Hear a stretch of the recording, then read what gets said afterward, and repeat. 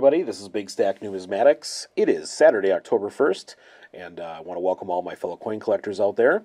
I have a new coin that I'm going to profile here in just a bit, but before that, some news in the coin world.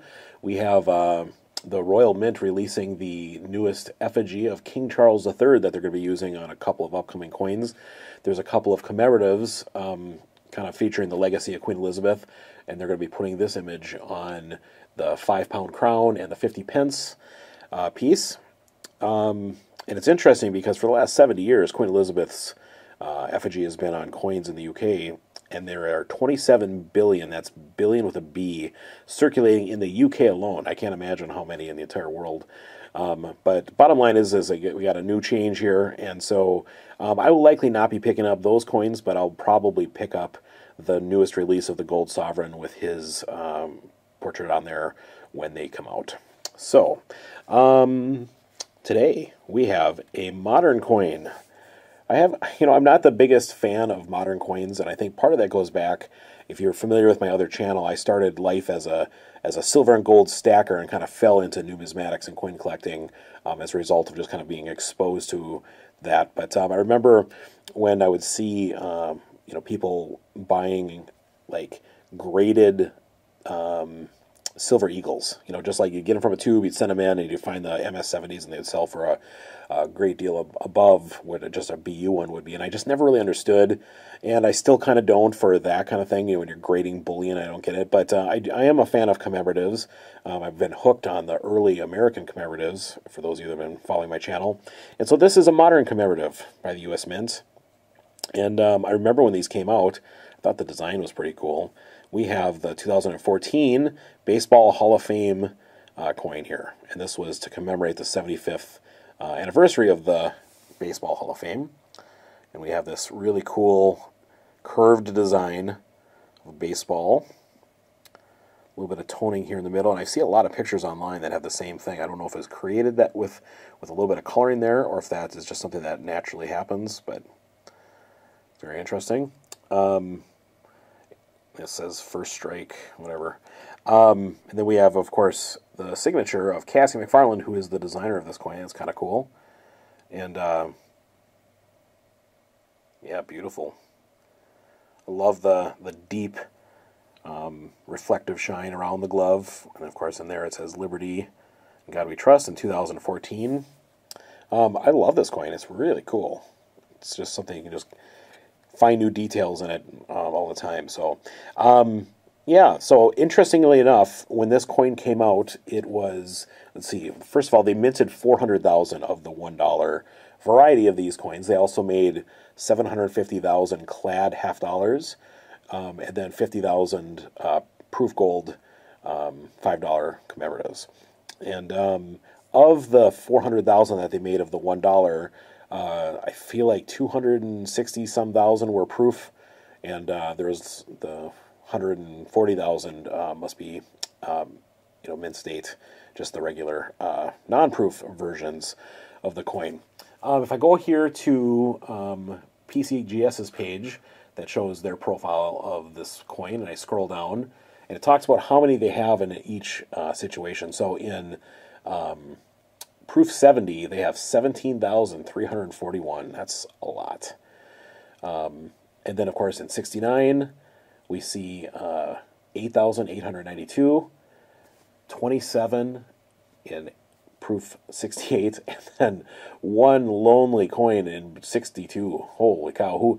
I feel bad for whoever sent that one in to get graded, and it comes back as a Proof 62. That's crazy. If I go to NGC's site for the same thing, that shows that they have 17,868 that are graded in Proof 70.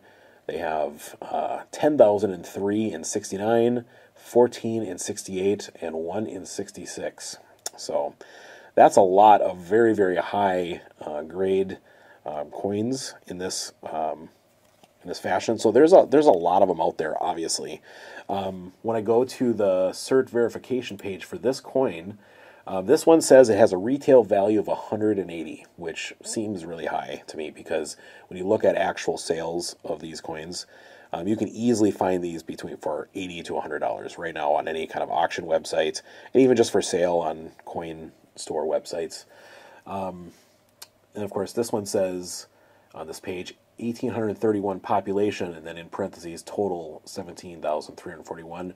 I think that's because this is there's 1,831 in this first strike category. So I don't really know what that means, to be honest. I feel like it must be they get some special first shipment from the mint to start grading immediately and something like that. But either way, I'm going to click on the value here, and we're going to go to the price value history. And of course, when this came out, there was an estimated retail value of Proof 70 versions of this coin for $500. Crazy.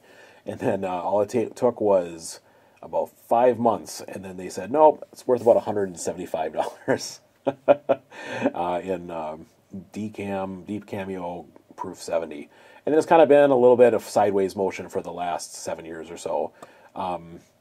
It did climb up to about 215 a couple years ago, and then back down to, like, let's say 180 is where we're at right now. And so, you know, I picked this coin up for about $80. Very, very happy to do so. Like I said, when these first came out from the mint was charging $56.95.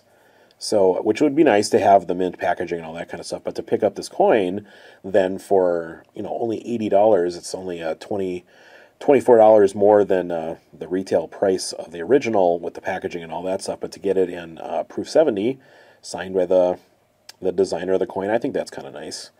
And so let's just take another closer look and see if I can get some more details here.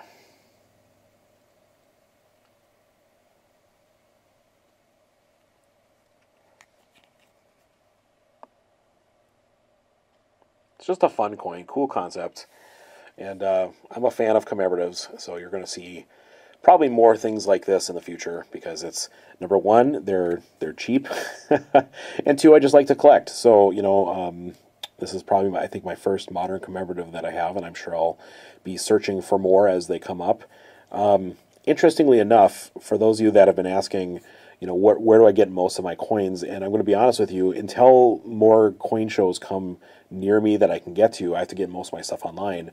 And one of my favorite things to do is to just search for PCGS or NGC, and then just look over the course of a day, like the ones that are actually not the buy it nows, but the ones that are selling. And I just like to see which ones have a lot of activity on them, and then I kind of follow those. And that helps me to understand kind of where the demand is for some things. And of course, before I buy anything, I always look at auction sales for the last several months just to get an idea for what it should be going for, in addition to the retail data and stuff that you find on PCGS and NGC's websites. So that's pretty much what I do, and it's fun because, you know, I'm not just looking for commemoratives. I mean, it can be foreign coins, it can be ancient coins, it can be early commemoratives, just early circulating coins, and there's just so much. And so I think the act of just searching for those on, like, let's say eBay, just lets me know of all the stuff that's out there. It's crazy how many cool coins are out there. So I'm really enjoying that search and that quest. But so this is it, my first modern commemorative, and that's all I have for you today. This is Big Stack Numismatics. Sure appreciate you watching this. I would love it if you subscribed. I'm trying to get to 1,000 subscribers, and I just appreciate you being out here today. So hope you have a great rest of your weekend, and we'll talk to you soon. Take care.